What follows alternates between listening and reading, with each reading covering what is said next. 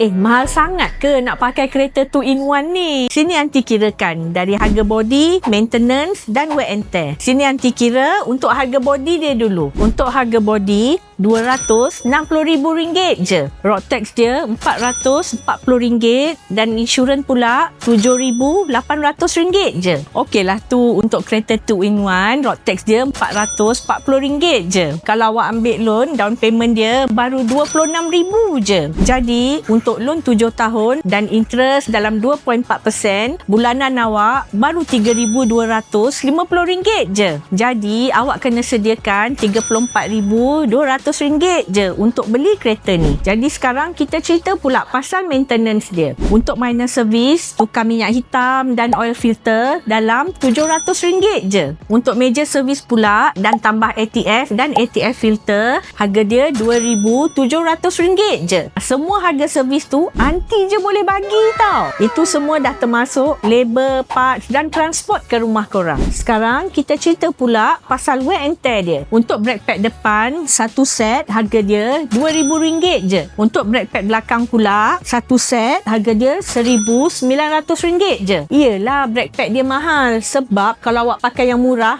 confirm awak masuk gaung nanti. Untuk tayar pula, BF Goodrich ni harga dia sebiji RM1,000 je. 4 biji baru RM4,000. Jadi mahal ke murah bajet kereta 2-in-1 ni? Kalau murah, jomlah jumpa Aunty di Prime Wheel Subang Jaya.